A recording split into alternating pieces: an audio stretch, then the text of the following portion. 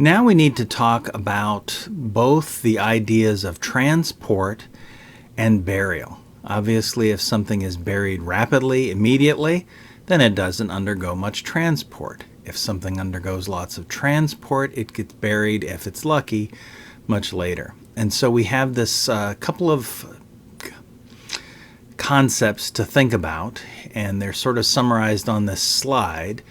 And collectively, they give us an estimate of what we call residence time. And residence time is how long a dead body and its remains, the hard parts, is going to sit on the seafloor or on the surface of the ground. Because remember, the longer it sits there, the worse off it's going to be, the more it's going to be destroyed. And so here we have this graphs burial rate as the y-axis from low to high, meaning if it has a high burial rate, it's going to get buried. So sediment is raining down and it's going to get covered. Low means it's going to sit there. And then that's contrasted with the x-axis, which is preservation potential, and it goes from low to high. So if something has a low burial rate, it has a low preservation potential. If something has a high burial rate, there is a high preservation potential. So they are positively correlated with each other. And so we have both situations. You can imagine something that has a rapid burial and thus has a good preservation potential. Something has a low burial, low preservation potential, and then the big mushy middle in this here. So burial rate is the one that's kind of sort of connected to residence time, and then secondarily residence time is connected to this preservation potential. Well, let's say things don't get buried immediately, or they do. Then you have the issue of transport. And when you talk about transport, we have two different words or concepts we need to think about. First of all, there is autochthonous, which means burial in place. So an organism dies and it gets buried right there. There is no reworking, no transport of it. And then that's contrasted with allochthonous here on the right side, which is out of place and reworked. And so the upper part of this graph shows increased allochthony. You could think of that as transport. And so you have a zone of autochthonous fossils or allochthonous fossils. And you might imagine the autochthonous ones, because they're dead and buried in one place, they generally are in better shape. And then allochthonous ones, they can be in any potential shape, I guess you'd say. The lower part of the graph shows time versus transport. And again, transport is going from the left to right on this screen here. And so an organism dies here in the lower left, and it's born, it lives, it dies, it gets buried, minimal reworking.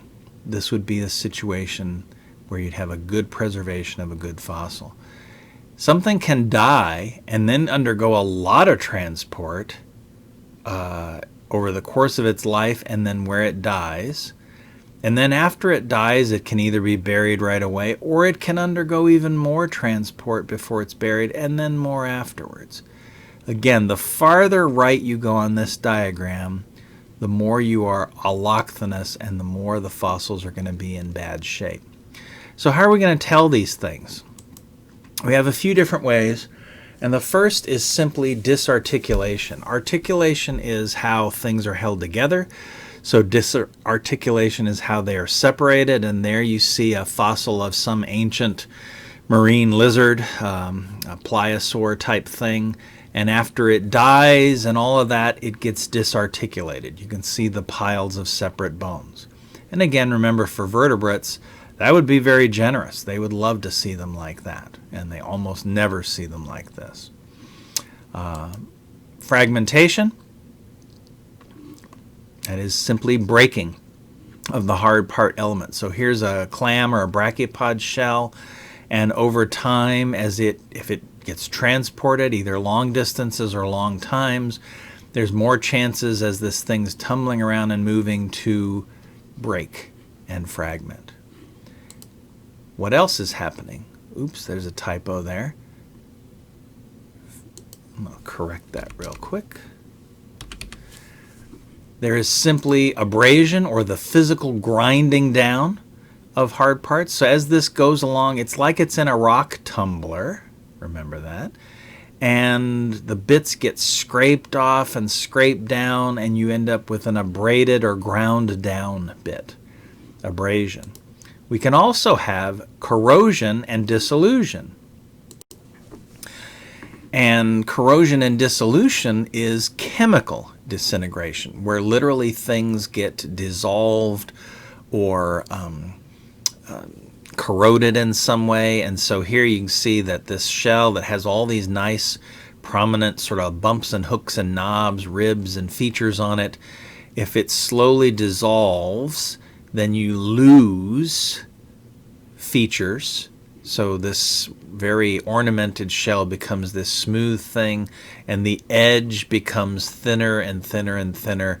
And sometimes these things are combined. So abrasion plus corrosion, we've sometimes termed corrasion. I think we might do that later in the semester. It just kind of is all of the whittling down of the shell that doesn't involve actually breaking the shell. To summarize then, the longer a residence time, remember that's the time at the surface of the seafloor, basically on that line, the more mechanical destruction is going to occur. You're going to fragment, you're going to dissolve, you're going to do all these things. Well, we know that happens, and we can observe it happen, but we can actually do some lab experience as well. And if you think back to that old childhood toy, the rock tumbler, that you put your rocks in there and some grit, and you ended up with some pretty polished pebbles. People now take these tumblers, and we're going to do this, and you put them in there with shells, hard parts, and then some sort of sediment that's going to mimic the sediment, and then let them run. And think about it, as it's sitting there tumbling these shells, all of the above are going to happen. There's going to be disarticulation. So if you have a clam with two shells, they'll separate and disarticulate. There's going to be breakage. There's going to be abrasion. There's going to be corrosion and dissolution, which should be mimicking what actually happens in nature. And this diagram, the next few diagrams, show some results of people's experiments. So this is time in hours, and notice this is a log scale. They let their tumbler run 10 hours, 100 hours, 1,000 hours. Long time. You have to let these run a long time. And then the percentage of the sample greater than 4 millimeters. So you start out with lots of things that are at almost completely larger than 4 millimeters. And over time, even these big, like say these big clams here, they break down, and you slowly but surely get smaller and smaller bits. And why these graphs stop at this point is because after 100 hours, or whatever this, 70, 55, whatever, they tend to be destroyed completely. More tumbling results with different things. The previous ones were all clams, but here's a snail, here's a coral, a sponge, another snail, some echinoids, bryozoans, and you see some things. Like, look at this Nerita snail. It stays pretty big and pretty whole for a long, long, long, long time. But echinoids, things like little starfish and heart urchins, less than 10 hours, they are basically busted up to nothing. So this shows you that different organisms are going to have different results, different sort of preservational pathways, if you will. And then this is just another way of graph that this author graphed it. Percentage of original material still greater than 2 millimeters after 2 hours, after 40 hours, after 183 hours. So again, everything, 100% of all of these are still greater than 2 millimeters after a certain, or this is at the start of the experiment. After 2 hours, we're losing the echinoids. Pisaster is also an echinoderm, and then the corallina algae over here, it's gone. After 40 hours, they're completely gone, and these are getting less and less big elements. After 183 hours, it can be graphed like this. So we're going to do some of this in the lab, a lab that's going to start at one point, and then we're going to let these things run for weeks in order to get some results similar to this. And we're going to test some various hypotheses. But one of the things that we can also do is talk about where the loss is. So here's an outline of a clam shell, and this author has divided it into different quadrants, 1, 2, 3, 4, 5, 6, 7, 8, 9. And think about it, as this is tumbling along, well, where does breakage occur? Does number 2 always break and number 7, or is it random? And you can test statistically against some random thing, or is it preferential? Is there more fragmentation in one area? Like I say here, 7, 8, 9. Does this mostly break? And 1, 2, 3, does this mostly dissolve? So you see, you can start doing a lot even with piles of basically garbage, piles of broken shells. You can talk about where shells are strengthened, where they preferentially are going to get lost, what's going to be retained, all of that. There's a lot of different compromises. So here's a snail shell, and so think about it. We typically measure, when we're describing snails, we will measure these things here, the spire, the body whorl, the outer lip, and you literally will take your measurements, calipers, and we'll be doing this. You'll be doing this in class.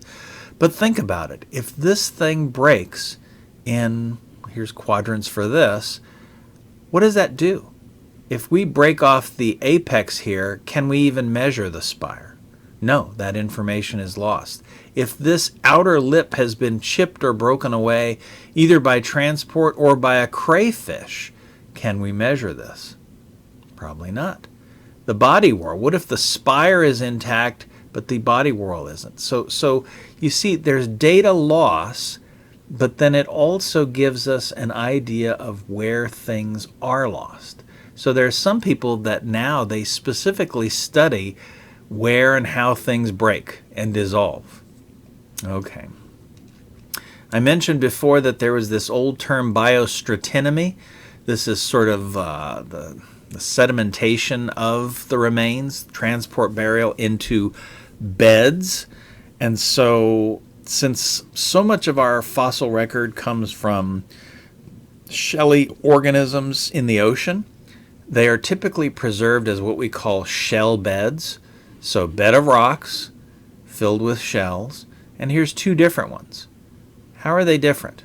Well, there's a whole bunch of things you can say. You can say, well, first of all, this one's mostly snails, this one's mostly clams, but then you can look at how they are preserved.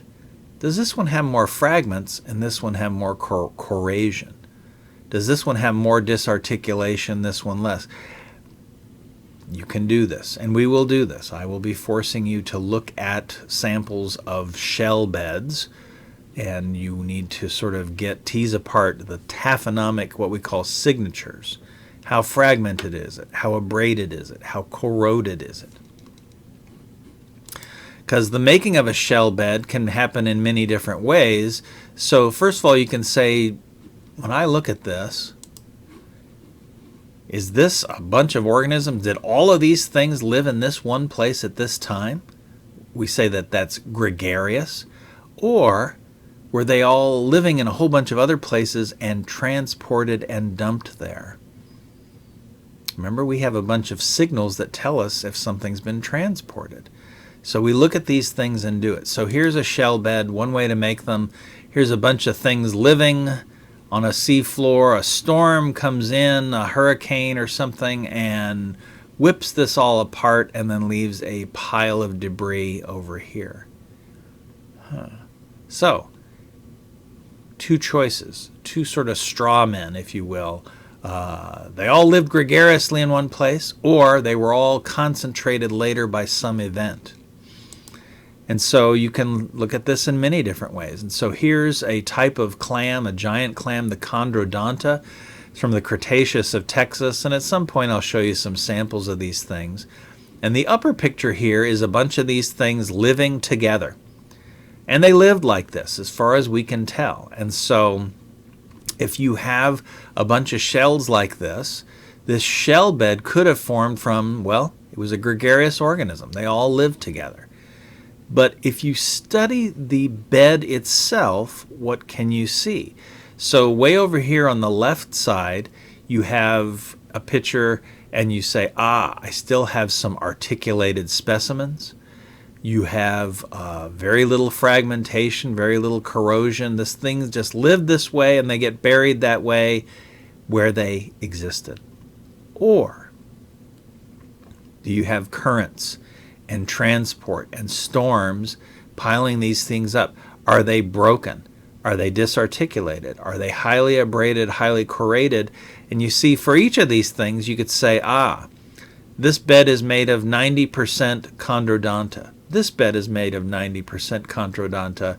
This bed is made of 90% chondrodonta. But there's something different, right, about each of these things. The condition in which the fossils are formed tell you something about the environment that they've formed within. And so what we do typically now is we work backwards. So way down here at the bottom then, we would have shell beds.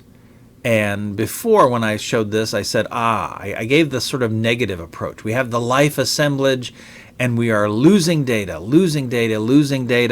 and somewhere down here is a sad paleontologist collecting whatever she or he can this way. There's another way to look at this. You can work backwards. You can say, all right, here's the fossils I have. Say they're these things. Can I go back then and say, well, these fossils indicate to me not much residence time on the seafloor, not much transport, a whole range of different sizes from juveniles to adults. How far back can we take this to where we're looking at as close as possible the life assemblage?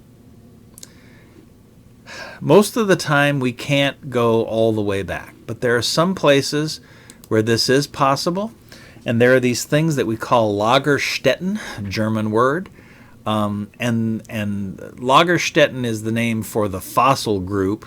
And then they are found in what we call conservation deposits, places where the data loss is minimized. And here's a cross section from the ocean on the extreme right to the land on the extreme left. And everywhere they've got a little arrow pointing and the words describing it. These are places where potentially you could have a set of fossils found where you have taken this all the way back, almost, or right there, to the life assemblage. These are the type places where you get soft parts preserved, organisms preserved that normally wouldn't, like worms and jellyfish and things like that. And you see most of them deal with the ocean, but there's a whole bunch of non-marine things as well. Certain lakes, certain places and rivers. There's amber. Most of you know that amber is found with all kinds of little critters and things in it. But then also certain cave deposits, fissure deposits, a lot of interesting things. So we'll hit a couple Lagerstätten and talk about those as well. And then we can look at global trends. So first of all, the best fossil record comes from the right side of this diagram, the oceans. And so not only is sort of the regular everyday preservation of things here good, but the preservation as Lagerstätten is great as well. And so when we look at this is kind of an interesting chart here. The x-axis is geologic time. We live on the extreme end of the right side, and this goes all the way back through Cretaceous, Jurassic, Triassic, Permian, etc., etc. I hope you know your time scale. Back to the Cambrian, the start. And what this measures is genus richness, the number of genera that we have fossils of. But then the colored in pattern records sea level, which we know independently from different geological sources. And here's an interesting thing. As sea level goes up, we preserve more fossils. In general, as this goes up, the richness goes up. As it goes down, it goes down. So yeah, there's obviously places where it goes the opposite way or doesn't do it. But for the most part, more sea level goes up, number of species goes up. And this makes sense. If the fossil record is better over here on the right side, if sea level goes up, say 100 feet, it's going to flood even more of this area and produce even more species. So that's sort of a global trend. I guess you'd call it macro taphonomy. It's a way of looking at, is there some overarching signal that's bigger than just the small shell that you're looking at? Interesting thing. And we'll hit on these global trends at different times throughout the course. And then finally, the last gasp here, diagenesis, and I put a sad face here because even though there are some cases where diagenesis helps things get preserved, for the most part, diagenesis means bleh, we've destroyed something. So even if something has been died, had a low residence time, was buried quickly, was sealed effectively, became a fossil, it still has to sit there for millions to hundreds of millions of years, and at some point it might get destroyed. So you're looking at a cross-section of a very teeny tiny clam, and you can see the different crystal growth both inside it and through the shell. And this one up here, these things are slowly on their way to dissolving completely and being completely destroyed. So diagenesis is the last gasp, the last bit of data loss for us that we need to worry about.